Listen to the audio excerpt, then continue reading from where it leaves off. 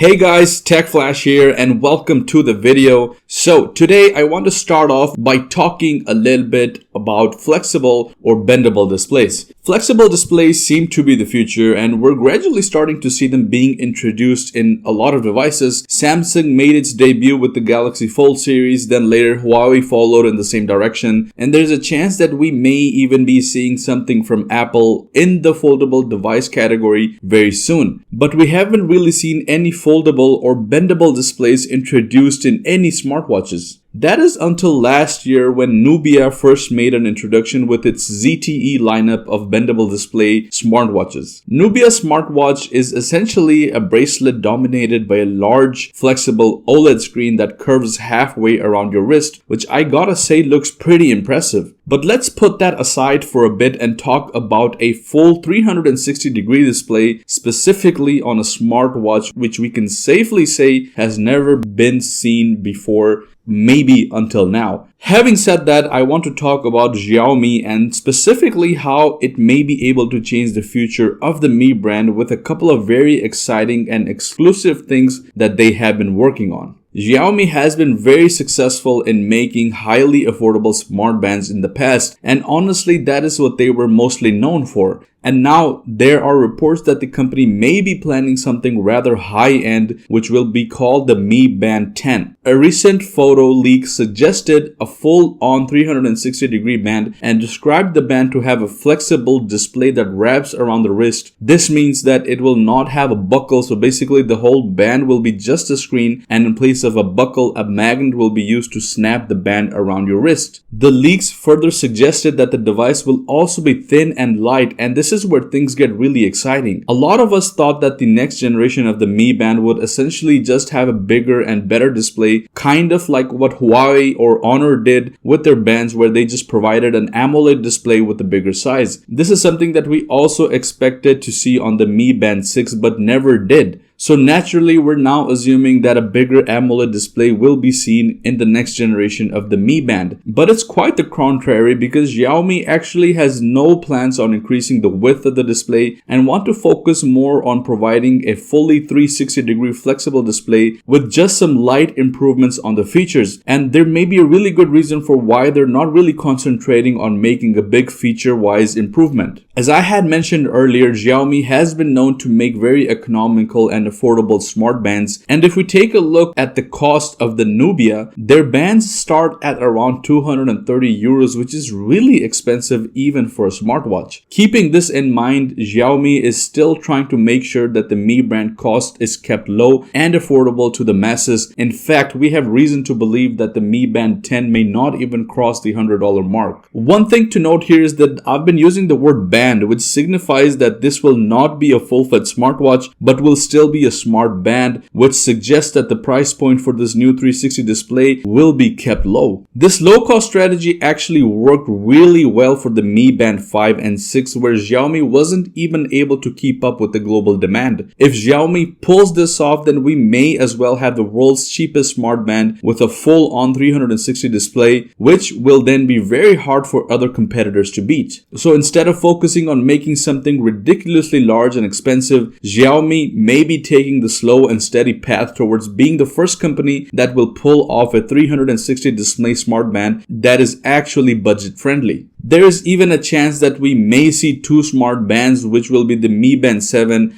alongside the Mi Band 10, with the price tag for the Band 7 to be around the same of what they currently have, and the Mi Band 10 at a slightly higher cost but still quite affordable and under the $100 range. Anyways guys, that's all for today's tech news. Be sure to drop a like if you enjoyed the video and subscribe if you haven't already. Stay tuned for more news and updates, and I'll see you guys in the next one. Peace out.